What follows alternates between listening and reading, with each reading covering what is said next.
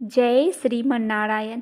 आप सभी भक्तजनों को देव उठनी एकादशी और तुलसी विवाह की मंगल शुभकामनाएं। भगवान श्री हरि विष्णु आप सभी भक्तजनों पर सदैव अपनी कृपा दृष्टि बनाए रखे। आज हम सुनेंगे देव उठनी एकादशी की पौराणिक कथा। हिंदू धर्म में प्रत्येक साल कार्तिक महीने के शुक्ल पक्ष की एकादशी तिथि को देव उठनी एकादशी मनाई जाती है। इस बार यह मंगलवार 12 नवंबर यानी कि आज मनाया जा रहा है।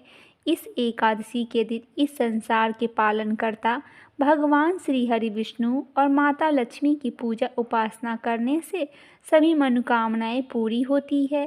कहते हैं कि इस एकादशी का व्रत रखने से सभी पापों से छुटकारा मिलता है और देव उठनी एकादशी के दिन व्रत कथा का पाठ जरूर करना चाहिए, अन्यथा इसके पाठ के बिना पूजा अधूरी मानी जाती है। इस व्रत की दो कथाएं बेहद प्रचलित और विश्वसनीय हैं। आइए सुनते हैं देव उठनी एकादशी की कथा।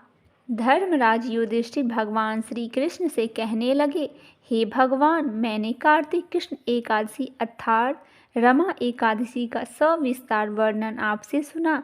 अब आप कृपा करके मुझे कार्तिक महीने के शुक्ल पक्ष की एकादशी के विषय में भी बतलाइए। इस एकादशी का क्या नाम है तथा इस व्रत का क्या विधान है, इसकी विधि क्या है, इसका व्रत करने से किस फल की प्राप्ति होती है, कृपया यह सब विधान पूर्वक मुझे कहिए। भगवान श्री कृष्ण बोले, हे युधिष्ठिर, कार्तिक महीने के शुक्ल पक्ष की तुलसी विवाह के दिन आने वाली इस एकादशी को विष्णु प्रबोधिनी एकादशी या देव प्रबोधिनी एकादशी, देव उठान एकादशी, देव उठो एकादशी, देव उठनी एकादशी, कार्तिक शुक्ल एकादशी तथा प्रबोधिनी एकादशी के नाम से जाना जाता है। यह बड़े बड़े पापों का नाश करने वाला है। इसका महात्म्य मैं तुमसे कहता हूँ, तुम ध्यानपूर्वक सुनो। एक राजा के राज्य में सभी लोग एकादशी का व्रत रखते थे। प्रजा तथा नौकर चाकर से लेकर पशु तक को एकादशी के दिन अन्न नहीं दिया जाता था। एक दिन किसी दूसरे राज्य का एक व्यक्ति राजा के पास आकर बोला, महाराज, कृपा करके मुझे नौकरी पर रख ले। तब राजा ने उसके सामने एक शर्त रखी कि ठीक है, रख लेते हैं, किंतु रोज तो तुम्हें खाने को सब कुछ मिलेगा, पर एकादशी को अन्न नहीं मिलेगा। उस व्यक्ति ने उस समय हाँ कर ली, पर एकादशी के दिन जब उसे फलहार का सामान दिया गया तो वह राजा के सामने जाकर गिड़गिड़ाने लगा, महाराज, इससे मेरा पेट नहीं भरेगा, मैं भूखा ही मर जाऊंगा, मुझे अन्न दे दो। राजा ने उसे शर्त की बात याद दिलाई। वह अन्न छोड़ने को तैयार नहीं हुआ। तब राजा ने उसे आटा, दाल, चावल आदि दिए। वह नित्य की तरह नदी पर पहुंचा और स्नान कर भोजन पकाने लगा। जब भोजन बन गया तो वह भगवान को बुलाने लगा, हे प्रभु, आइए, भोजन तैयार है। उसके बुलाने पर पीताम्बर धारण किए हुए भगवान चतुर्भुज रूप में पहुंच गए और प्रेम से उसके साथ भोजन करने लगे। भोजन आदि करके भगवान अंतर्ध्यान हो गए और वह व्यक्ति अपने काम पर चला गया। 15 दिन बाद अगली एकादशी को वह राजा से कहने लगा, महाराज, मुझे 2 गुना सामान दीजिएगा। उस दिन तो मैं भूखा ही रह गया। राजा ने कारण पूछा तो उसने बताया कि हमारे साथ भगवान भी खाते हैं, इसीलिए हम दोनों के लिए ये सामान पूरा नहीं होता। यह सुनकर राजा को बड़ा आश्चर्य हुआ। वह बोला, मैं नहीं मान सकता कि भगवान तुम्हारे साथ खाते हैं। मैं तो इतना व्रत रखता हूँ, पूजा करता हूँ, पर भगवान ने मुझे कभी दर्शन नहीं दिए। राजा की बात सुनकर वह बोला, महाराज, यदि आपको विश्वास न हो तो साथ चलकर देख लो। राजा एक पेड़ के पीछे छिपकर बैठ गए और उस व्यक्ति ने भोजन बनाया तथा भगवान को शाम तक पुकारता रहा, परंतु उस दिन भगवान नहीं आए। अंत में उसने कहा, हे भगवान, यदि आप नहीं आए तो मैं नदी में कूदकर प्राण त्याग दूंगा। लेकिन भगवान नहीं आए। तब वह प्राण त्यागने के उद्देश्य से नदी के तरफ बढ़ा। प्राण त्यागने का उसका दृढ़ इरादा जान शीघ्र ही भगवान ने प्रकट होकर उसे रोक लिया और साथ बैठकर भोजन करने लगे। खा पी कर वे उसे अपने विमान में बिठाकर अपने धाम को लेके गए।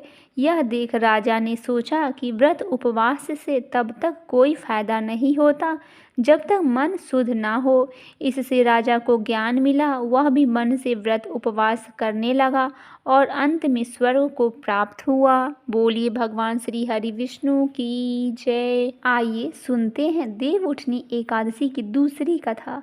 श्री कृष्ण जी बोले, हे युधिष्ठिर, कार्तिक महीने के शुक्ल पक्ष की एकादशी का नाम प्रबोधिनी एकादशी है। इसमें भगवान विष्णु जागते हैं, इस कारण इसका नाम देव उठनी एकादशी के नाम से भी जाना जाता है। इसके महात्म्य की कथा ब्रह्मा जी ने नारद ऋषि से कही थी। जिसके हृदय में प्रबोधिनी एकादशी का व्रत करने की इच्छा उत्पन्न होती है, उसके 100 जन्म के पाप भस्म हो जाते हैं और जो इस व्रत को विधि पूर्वक करते हैं, उसके अनंत जन्मों के पाप नष्ट हो जाते हैं। ये भगवान की प्रसन्नता का मुख्य साधन है। प्रबोधिनी एकादशी के व्रत से मनुष्य को आत्मा का बोध होता है। जो इस व्रत से विष्णु जी की कथा सुनते हैं, उन्हें 7 दीपों का दान करने का फल मिलता है। जो कथावाचक की पूजा करते हैं, वह उत्तम लोकों को प्राप्त करते हैं।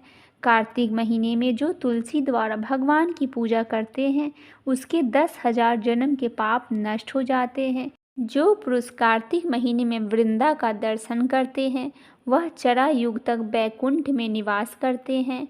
जो तुलसी का पेड़ लगाते हैं, उनके वंश में कोई निसंतान नहीं होता। जो तुलसी की जड़ में जल चढ़ाते हैं, उनकी विषम बलि सदैव फूली फली रहती है। जिस घर में तुलसी का पेड़ हो, उससे सर्व देवता निवास करते हैं। यमराज के दूत वहाँ स्वप्न में भी नहीं विचरते। जो पुरुष तुलसी वृक्ष के पास श्रद्धा से दीप जलाते हैं, उनके हृदय में दिव्य चक्षु का प्रकाश होता है। जो शालिग्राम की चरणोदक में तुलसी मिलाकर पीते हैं, उनके निकट अकाल मृत्यु नहीं आते, सर्व व्याधियाँ नष्ट हो जाती है, वह पूर्व जन्म को नहीं प्राप्त होते। ऐसे पतित पावनी तुलसी का पूजन इस मंत्र से करना चाहिए। ओम श्री वृंदाय नमः। जो चातुर्मास या एकादशी में मौन धारण करे, उसे सौवर्ण सहित तिल का दान करना चाहिए। जो कार्तिक महीने या चातुर्मास में नमक का त्याग करते हैं, उन्हें शक्कर का दान करना चाहिए।